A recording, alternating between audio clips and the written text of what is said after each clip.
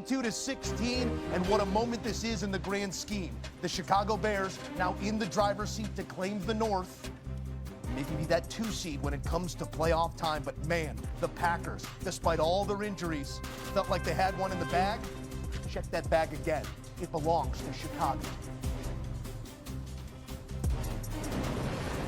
Back in studio, Joe Musso, pleased to be alongside the 2-time Super Bowl champ Bryant McFadden and our lead NFL insider, Jonathan Jones. And I take a deep breath, and maybe I just passed the football here because I don't know what we just watched, guys. That was a game that at many moments in that fourth quarter felt like there wasn't enough offense for Chicago. There wasn't enough clock for Chicago. And here we sit, a walk-off winner on a beautiful deep ball in a windy Soldier Field from Caleb Williams to DJ Moore. Mac, how do you process this moment? First and foremost, Joe, you said you don't know what we just watched. Yes, we do. An instant classic. It felt like it. That was an instant classic. I mean, we just saw a classical matchup between these same 2 teams a few weeks ago in Lambeau that worked in favor of the Green Bay Packers. Well, the Chicago Bears, they got their lick back tonight. And one thing I know about quality, good football teams on any level, youth football, high school, collegiately, or professionally, if you allow a good team to hang around that corner, eventually they will find a way to win the ball game. And that's what the Chicago Bears did today because they're a heck of a good team. This is not the same old Chicago Bears that found ways to lose ball games, guys. This is a team, if you let them stick around, and you're going to mess around and find out. And the Green Bay Packers, because of a few mishaps, they messed around and they found out what happens when you allow good teams to stick around. And the Iceman cometh.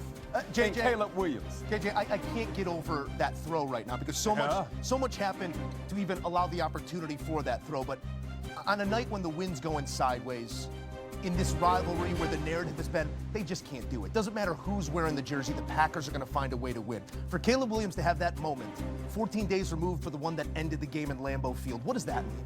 It means a great deal for Caleb Williams. You talk about exercising the demons of the Green Bay Packers and the Chicago Bears and all that. This is so far Caleb Williams' signature classic moment in the NFL.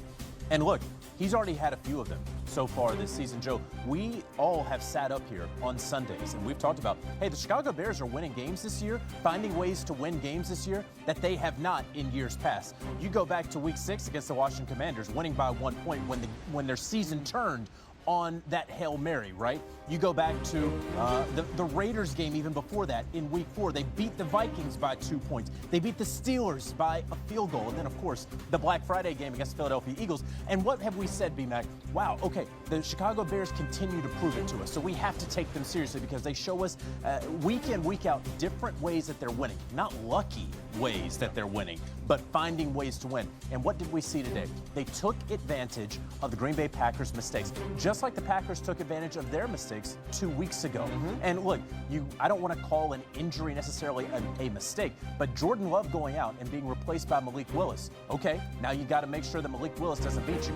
For a moment, B-Mac, it looked like Malik Willis might beat them. No question. Okay, and yeah, you got to have a little luck on your side with the onside kick, but Cairo Santos is not known for having the biggest leg in the NFL. In fact, he's known for having one of the weakest legs in the NFL. And so to be able to kick nearly 50 yards on those field goals through the wind, that's really good. That is a total team effort. The defense clamping down in the second half, the special team stepping up, and then, of course, Caleb Williams and DJ Moore and the run game doing what they did today. To your point, it does feel like they are staring specifically all of those demons in the eyes, each and every one of them individually, and finding a way to right that wrong. Moving forward, what it means, who knows? What we do know is that they now have about an 84% chance to win the North for the first time since 2018, and it all changes on some clock management late in the fourth, an onside kick, and then what they do in overtime, Mac. We also have to process this through the lens of the Green Bay Packers, because I was getting ready to sit here and ask you how this team, so beaten up, battered, and bruised, after this win, finds a way to pick themselves back up and ensure that 2 seed, ensure the North. And now you have to pick yourself up off this loss and do the same. Yeah, and that's the thing about a game like tonight. You do not want this loss to provide another loss because of the emotional highs, emotional ebbs and flows that were attached to this game. Because in the midst of all these injuries, you lost your star quarterback in Jordan Love to the concussion. We saw Josh Jacobs. It seemed like he wasn't involved much in the fourth quarter. He had the knee, and he only came back for 2 plays. Yep. Romeo Doubs dealing with a wrist. Yeah, he didn't finish the game healthy. He was on the sideline. But they still should have won this ball game. Yeah. Right? When you talk about Chicago having 10 penalties for over 100 yards, Green Bay had 4 penalties for only 4 yards. When you talk about losing those key contributors that I mentioned, but yet and still in the red zone, you are 0 for 5 in the red zone. If you capitalize on one of those red zone opportunities, you win this ball game. Can't forget about the red zone turnover by your star running back in Josh Jacobs, who's a short-handed ball carrier of the football. But unfortunately, in that moment, inside the 5, you fumble the football. Those are missed opportunities that led to Chicago being able to do what they did today. Green Bay is still a playoff caliber team. Yeah. And in the midst of their injuries and losing their star quarterback, Malik Willis came in and played winning football. This just was a very, very tough game to lose. But like I said, you don't want this loss to provide another loss because of the emotional roller coaster that you were just in the midst of. It was a beautiful pivot by Green Bay when Willis comes in. Yeah. The game plan pivots with him, the play calling as well. They started to stress the edges of the Chicago Bears, lean into the legs of Willis. But one after another, another tight end goes down, what's feared to be an Achilles. Fitzpatrick. You've already lost your number 1. You're thin there now. You have Romeo Doubs lead this game with a wrist injury late in it. Josh Jacobs' knee is not getting better in short order, and prescient most in this moment is Jordan Love and the concussion. You are hopeful that he will be back sooner rather than later to make this late push, JJ, but at what point has the attrition become too much for Green Bay? Well, it may be becoming too much, right? I mean, we just witnessed a playoff game, right? And sometimes you forget about attrition when you're in those moments and the adrenaline takes over, right, Mac? I mean, it doesn't matter who you're playing with. Practice squad players, you're going to go out there and have a ball game. But now you have a week, and the Packers, I believe, play the Ravens. They got the Ravens next. They have the Ravens next. Yep. And what no one here has yet said, but while we just saw the Chicago Bears take command of the NFC North, the Packers are still trying to fight for their playoff lives as well. The Detroit Lions aren't going away quietly in the night.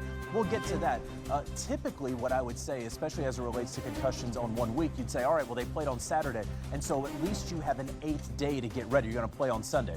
That's not the case for the Packers in this scenario. They're playing next Saturday, so you just have a week. You can get out of concussion protocol after a week. That has happened plenty in the NFL. I don't want to call it rare, but it's also not common. So we'll see how it goes with Jordan Love. One thing that concerned me a little bit was he did not come back out onto the field on the sideline in the second half. Don't want to get into severities of concussions and all that, but that we'll see and have to monitor that. The wide receivers have been banged up. Josh Jacobs' injury.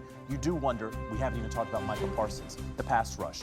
When will all of these things really build up and affect the Green Bay Packers? It may be coming sooner rather than later. And Baltimore, and then they finished with Minnesota. Correct, at Minnesota. At Minnesota. So this final 2-game stretch for Green Bay, because of what happened tonight, and with all of these injuries, it's very, very important. And don't think for a second as you hear Minnesota and you say, well, they're out of the playoffs. It's the last game of the season. They have a lot to build on themselves with J.J. McCarthy, and they would love nothing more than to spoil the Packers season. If this game is not evidence that nothing is guaranteed in the NFL, nothing is guaranteed, not even the Bears heading to the playoffs just yet. They would, however, clinch a spot in the playoff picture with a Steelers win over the Lions coming up on Sunday. Matt, can you take care of that for Chicago? That's our plan. Yeah, that's our plan. This one had some history in it. You said it felt like an all-timer. It felt historic. It was just classic, that. It's the first time since the year 1960 that the Bears beat the Packers when trailing by 10 or more points in the fourth quarter. Wow. This doesn't happen every night. What we just saw does feel like a little bit of it, and it's a massive moment for Chicago as this team moves forward. You talked about dealing with the ebbs and the flows, the highs and the lows.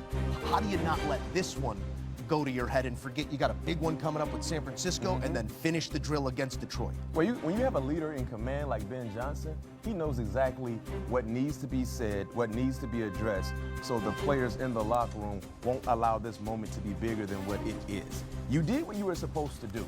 Right, we talked about the pregame show. In the midst of all the injuries, not having Rome, not having Luther, we still felt like Chicago should win this ball game because of that home atmosphere. Well, guess what? You went out and you took care of your business. Now, moving forward, these are the expectations for the Chicago Bears. you're not just a playoff caliber team, you're a championship caliber team. Yes, we're living in a world in 2025 where the Chicago Bears have a legit shot to get to San Francisco and hoist that sticky Lombardi because of everything they put forth this entire season and because of who their head coach is. That's why head coaching is so important, because they change the mindset of the entire locker room and make everyone believe. I can tell you this much, being down double digits in the fourth quarter, when you watch the sideline of the Chicago Bears, no one had their head down. Yep. They were motivated, they were determined, they were eager. And even when they kicked that field goal, right, to go down 7, when they trotted out there for that onside kick, they trotted out with energy. Like they knew they were going to be successful. That's because of who the head coach is. So for you other organizations that will be looking for a new head coach, take you.